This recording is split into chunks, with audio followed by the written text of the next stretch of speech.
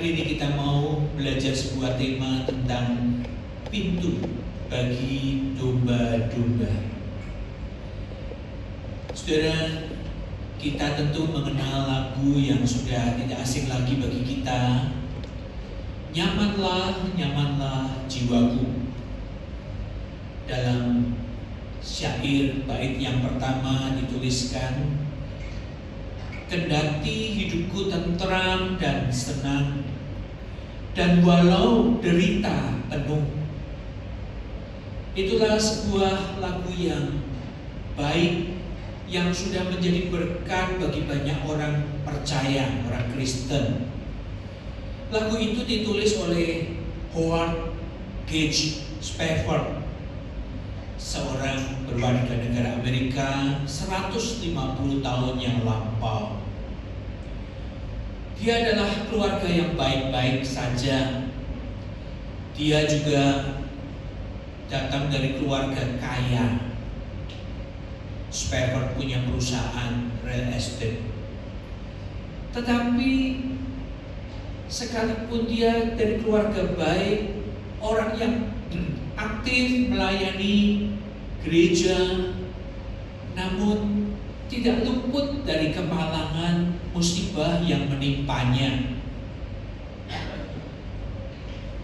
Dia punya anak 4, satu persatu meninggal. Anak yang paling bungsu laki baru usia 4 tahun sudah meninggal karena sakit demam berdarah. Lalu anak perempuannya ketiga-tiganya meninggal karena kecelakaan tenggelam karam kapal ketika bersama ibunya pergi berlayar ke Eropa. Di situ mereka karam karena kapalnya bertabrakan dengan kapal lain. Nah, saudara, di tengah situasi yang seperti itu, Spafford tetap tegar. Dia menuliskan syair lagu itu, "It is well with my soul." Tetapi setelah itu dia merasa tertekan.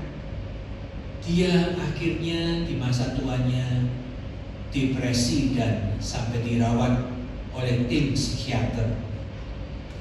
Nah, saudara, suatu yang tidak kita mengerti, mengapa orang yang baik-baik saja, orang yang juga melayani Tuhan di gereja, kok bisa menghadapi musibah? Dan inilah yang juga dialami oleh gereja Tuhan yang di awal abad. Tadi kita membaca Kisah Rasul pasal 2 ayat 41 sampai 47. Mereka hidup sebagai jemaat yang pertama di dalam ketekunan melalui para rasul yang mengajar mereka. Mereka bertekun dalam pengajaran itu. Mereka bersekutu. Mereka saling tolong-menolong, membagikan yang menjadi milik mereka untuk sesamanya. Suatu kehidupan yang baik. Tetapi kemudian gereja yang pertama itu dianiaya. Kalau kita membaca di Kisah Para Rasul pasal 4 ayat 17, jemaat itu diancam, dilarang bersaksi tentang Kristus yang bangkit. Mereka ditangkap dan dipenjarakan oleh pemerintah Romawi. Inilah iblis yang tidak suka umatnya dekat dengan Tuhannya. Maka pada saat itu banyak jemaat Kristen yang bergumul. Mengapa menjadi murid Kristus itu kok malah susah? Mengapa mau melakukan kebenaran melayani Tuhan malah dipersulit dan dianiaya? Salah satu jawabannya diberikan oleh Rasul Petrus. Tadi kita membacanya di dalam surat 1 Petrus 2 ayat 19. Petrus mengatakan, sebab adalah kasih karunia jika seorang karena sadar akan kehendak Allah menanggung penderitaan yang tidak harus ia tanggung. Jadi Petrus memandang bahwa penderitaan karena melakukan kehendak Allah itu adalah kasih karunia Allah. Petrus mengatakan, kalau kamu menderita janganlah karena kamu berbuat salah, karena kamu berbuat dosa, kamu dipenjara karena kamu berbuat salah. Janganlah kamu demikian. Tetapi kalau kamu menderita karena kamu tidak salah. Nah, mengapa kok begitu? Penderitaan kok disebutkan sebagai kasih karunia? Tidak seorang pun yang mau menderita.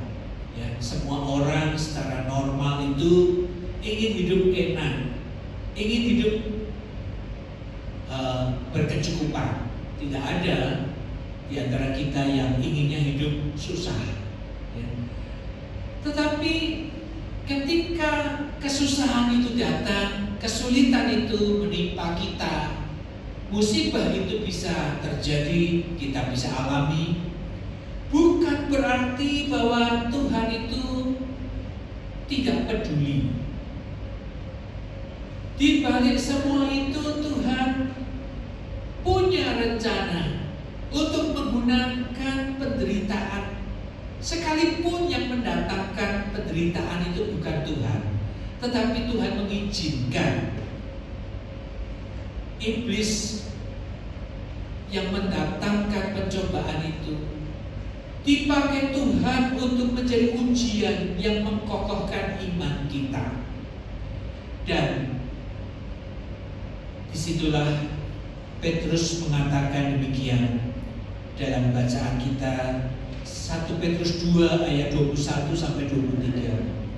Sebab untuk itulah kamu dipanggil, karena Kristus pun telah menderita untuk kamu dan telah meninggalkan teladan bagimu, supaya kamu mengikuti jejaknya.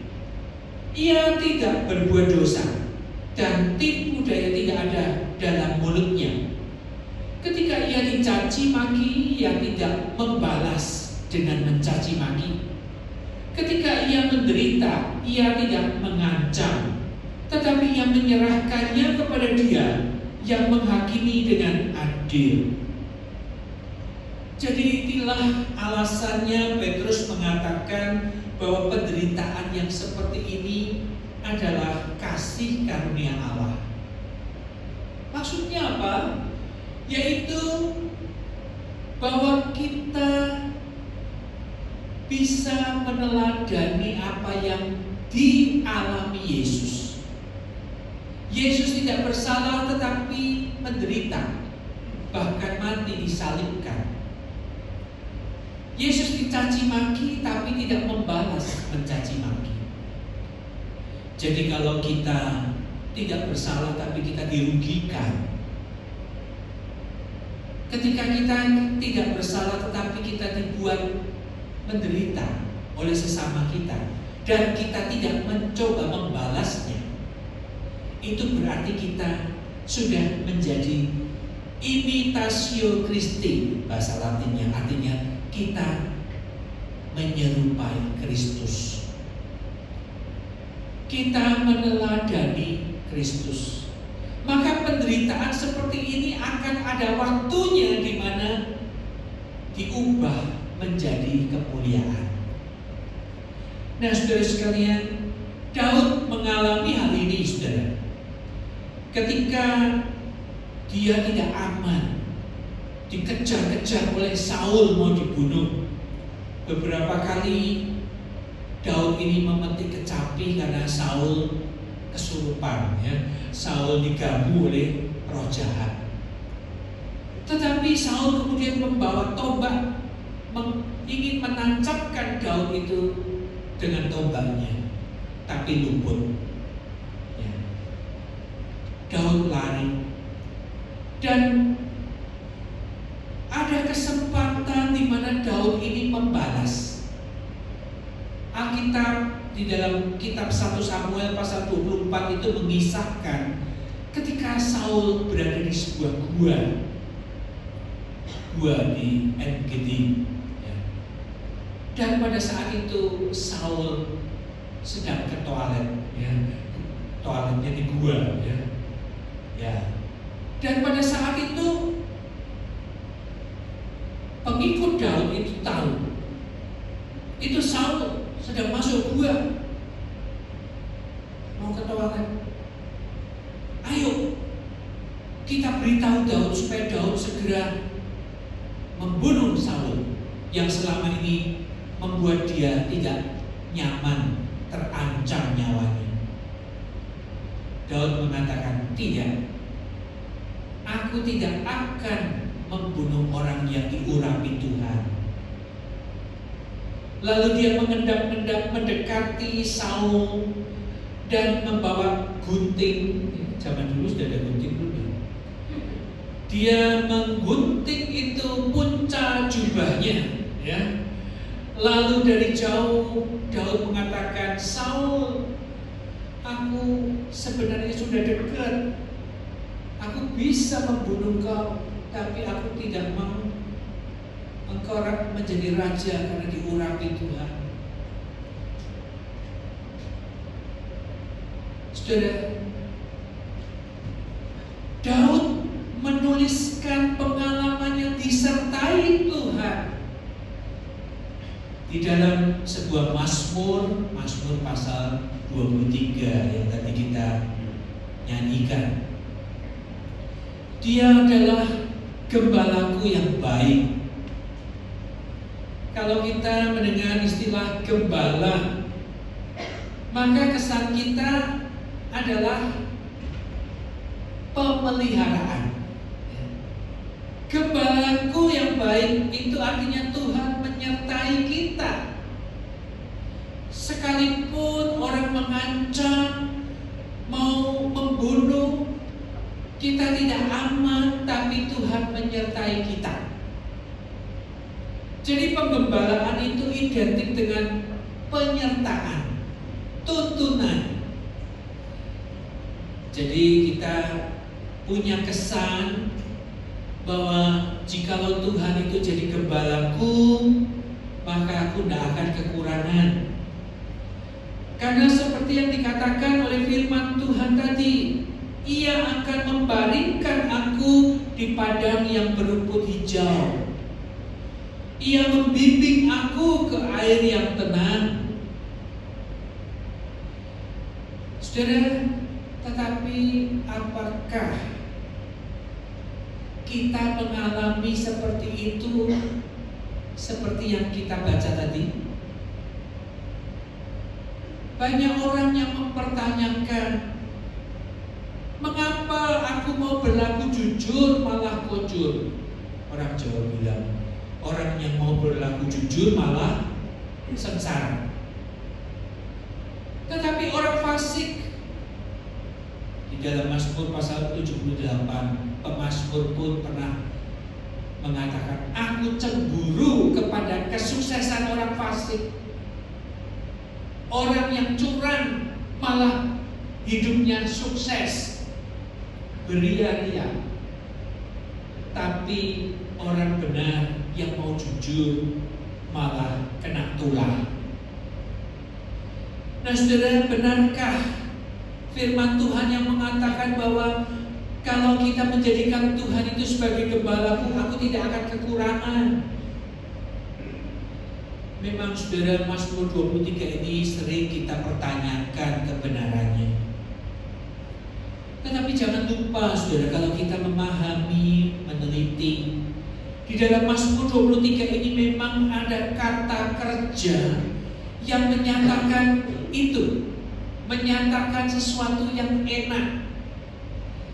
Ia membaringkan aku, Ia membimbing aku, Ia menyegarkan jiwaku, Ia menuntun aku karena namanya.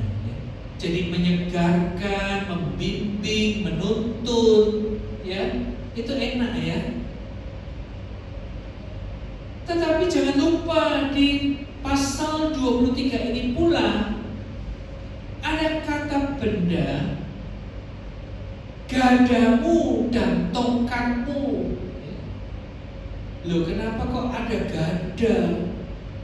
Gada itu tuh apa sih? Gada itu alat pemukul. Untuk mukul apa? Binatang buas yang ingin mau mengancam domba-domba itu diusir oleh gada. Tongkat itu terkadang oleh gembala dipakai untuk mencari dombanya. Nah, saudara-saudara sekalian, jadi tidak selalu Mazmur 23 itu sesuatu yang positif, yang enak. Jangan kita menggambarkan bahwa penyertaan Tuhan itu selalu identik dengan padang rumput hijau, telaga air tenang. Saat kita sehat, saat rencana kita berhasil, kita nyaman, itu Allah memelihara. Tetapi Allah memelihara itu juga saat ketika kita terancam serigala, saat ketika kita melewati lembah kekelaman, dan kondisi-kondisi seperti itu tidak bisa kita tolak. Nah, saudara, jadi terkadang kita mengartikan pemeliharaan itu menurut apa yang kita alami. Ada orang yang bersaksi di gereja, saya itu dulu itu jauh dari Tuhan, saya sudah Kristen tapi tidak pernah ke gereja, Kristen KTP katanya ya. Suatu hari ketika terjadi kerusuhan di bulan Mei 20 tahun yang lampau, saya melihat ruko tempat di mana saya tinggal itu banyak orang datang menjarah. Wah, saya takut, saya kaget, saya lari ke belakang dan diselamatkan oleh tetangga. Dan saya berdoa, Tuhan tolong di rumah saya itu banyak harta benda, dan harta yang paling mahal itu saya taruh di atas Eternit. Ada emas 5 kilo loh Tuhan. Tolong Tuhan selamatkan emas saya. Dia berdoa dengan sungguh-sungguh. Nanti kalau emas itu selamat, saya mau aktif ke gereja. Sehari berlangsung, dia bingung, dia cemas memikirkan emas ini. Dan ketika kerusuhan itu sudah usai, dia mengendap-endap memeriksa rumahnya. Aduh, rumahku diacak-acak, untung gak dibakar. Wah, moga-moga emasnya selamat. Dia ambil tangga, dia periksa di Eternitnya. Ternyata masih ada. Wah, dia senang sekali. Dia datang ke gereja bersaksi, saudara-saudara, saya tuh dulu Kristen-Kristenan, tidak pernah ke gereja. Dilindungi Tuhan.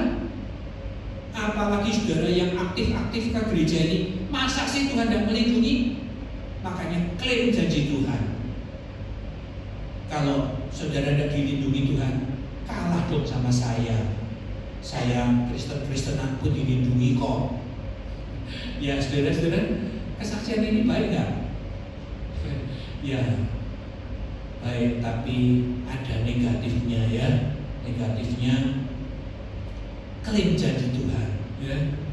Dan yang kedua, jemaat yang di belakang itu ada yang rumahnya dijarah, bahkan dibakar. Lalu berpikir, oh Tuhan penyih kasih, rumah dia enggak dibakar, padahal dia enggak, imannya iman cetek ya, Kristen-Kristenan. Aku sungguh-sungguh melayani Tuhan kok ngalami kerugian. Tuhan pilih kasih katanya. Nah, saudara-saudara sekalian, apakah kebaikan Tuhan itu tergantung pengalaman kita, sehat atau sakit, mujur atau buntu? Tentu tidak. Nah, saudara, kalau kita memahami pemeliharaan Tuhan itu lebih mendalam, maka itu seperti yang dikatakan pendeta Calvin Miller. Dia mengumpamakan orang itu mau mempelajari lautan. Kalau orang itu hanya berlari-lari di pantai, mengumpulkan kerang, keong, pasir, bermain pasir, maka dia akan punya kesan, oh, laut itu banyak pasirnya, airnya bergulung-gulung, itulah lautan. Tapi kemudian ketika dia menceburkan diri berenang dan mencoba menyelam, oh, ternyata di lautan ikannya bagus-bagus berwarna.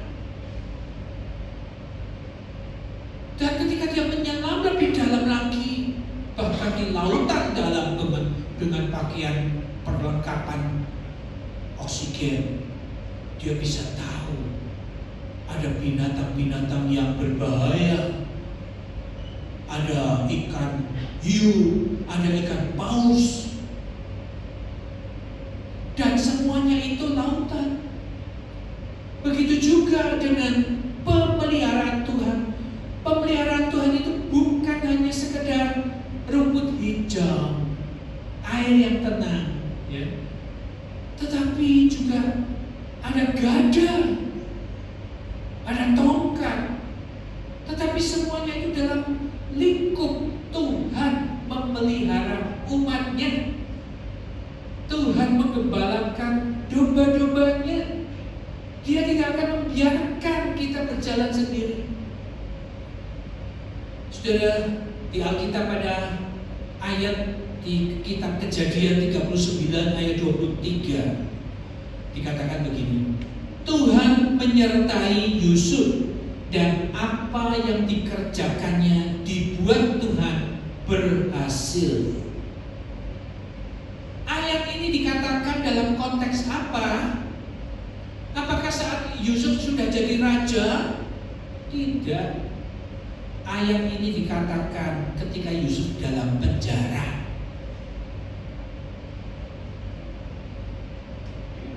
Ketika Ayub mengatakan, aku tahu bahwa engkau sanggup melakukan segala sesuatu dan tidak ada rencanamu yang gagal.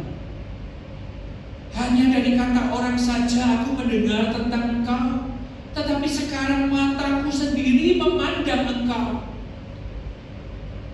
Ayub semakin mengenal Tuhan bukan lagi dari kata orang.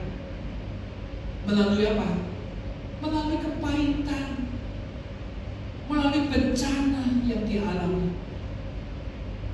Jadi Tuhan sanggup memakai pencobaan iblis, musibah yang kita alami, untuk membuat kita semakin mengenal Dia, betapa dalamnya pemeliharaan Tuhan, gembalaku yang baik itu. Saudara, tema kita hari ini adalah pintu bagi domba-domba. Penggembalaan saat itu di Israel tidak seperti penggembalaan di New Zealand. New Zealand itu sudah modern.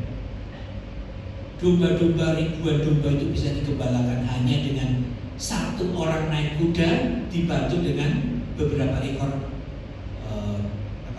anjing border collie. Tetapi kalau di Israel itu rumput hijau itu sulit diketemukan. Adanya semak bulus, rumput coklat. Tetapi sebagai gembala dia tahu di mana rumput hijau itu berada, sehingga perlu membimbing dombanya. Domba itu perlu terus mengenali dombanya, mengenali gembalanya, mengikuti kemana gembalanya pergi. Ada terjalin suatu relasi yang dekat. Dan bahkan ketika domba itu harus istirahat, Tidak seperti di New Zealand, domba-domba kandangnya itu ada atapnya sehingga tidak kehujanan. Tetapi domba-domba itu harus menepi ke tebing-tebing, ke gua-gua di bukit-bukit batu. Dan ada celah di mana banyak domba itu keluar masuk. Itu seperti pintu. Disitulah gembala itu berjaga, bahkan tidur di situ. Ya. Sehingga Yesus ketika bilang, akulah pintu bagi domba-domba itu. Jadi domba itu aman karena di situ ada penjaga. Ya. Dan itulah Yesus. Yesuslah pintu di mana kita menemukan hidup, menemukan makanan, dan kita mengalami penggembalaan Allah itu melalui Kristus. Berbahagialah kita yang tetap setia menjadi pengikutnya, menjadi domba-domba Allah. Karena hanya Dialah satu-satunya pintu di dalam kehidupan kita. Setialah kepadanya. Amin. Kita memasuki sana.